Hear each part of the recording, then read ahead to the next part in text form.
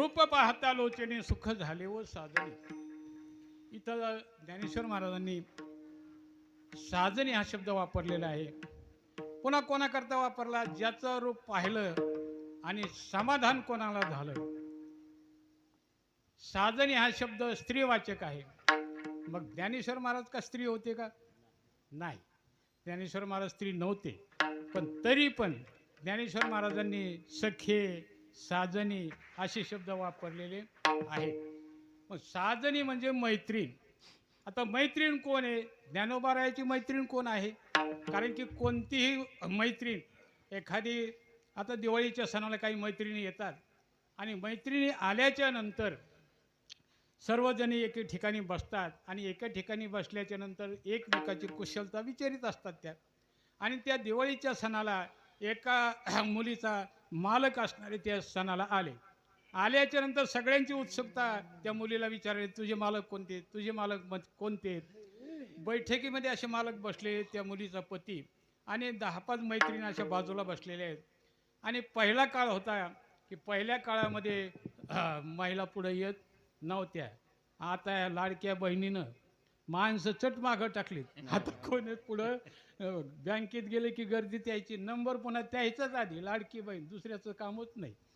लाडकी बहीण जीवाची दही. विठ्ठल हा.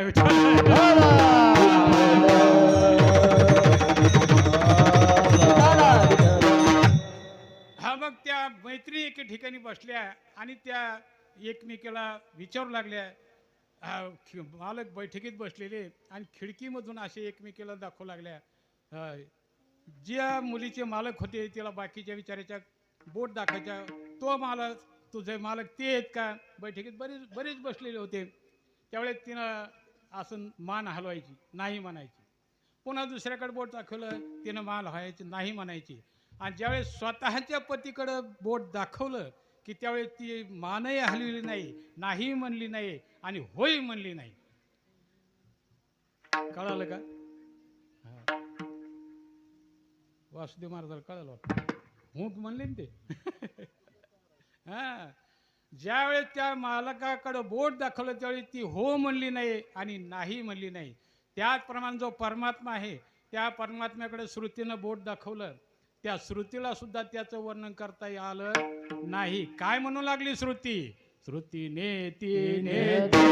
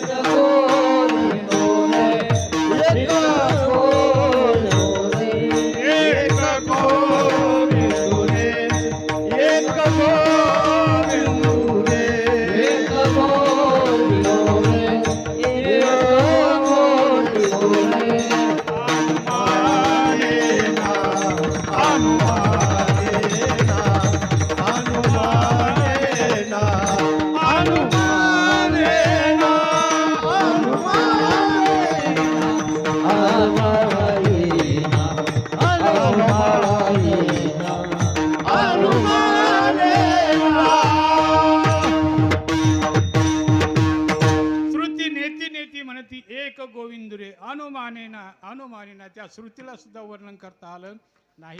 असा असणारा जो परमात्मा. मग ज्ञानेश्वर महाराजांची सखी कोण? त्या सखीला विचारित असताना ज्ञानेश्वर महाराजांनी अनेकशे उदाहरण दिलेले. जिला विचारलं ती सखी म्हणजे तिचं नाव आहे बुद्धी. काय? तिचं नाव आहे बुद्धी. हो, बुद्धीचा जनिता लक्ष्मीचा पती. आपल्याला जे काही ज्ञान होते हे कशामुळे होतं? बुद्धीमुळं. बुद्धी निश्चय आत्मज्ञान ब्रह्मरूप भावी आपणा आपण ब्रह्मनिष्ठा राखे पूर्ण तत्परायण अहर्निशी. जे काही कळतं ते बुद्धीनं. कारण की अंतःकरणाचे धर्म आहेत मन, बुद्धी, चित्त आणि अहंकार. हे बुद्धीनं परमात्म्यापर्यंत जायचं, पण परमात्म्यापर्यंत बुद्धी जात नाही. ही विषयांच्या नादी लागते. बुद्धी बौद्ध्या चुके परी एवढी वस्तू चुके, परमात्म्यापर्यंत जात नाही. म्हणून ही बुद्धी काय करते? विषयाकडे जाते. आणि विषयामध्ये काय आहे? विषयामध्ये कोणत्याही प्रकारचं सुख नाही. विषय ओढी भुलले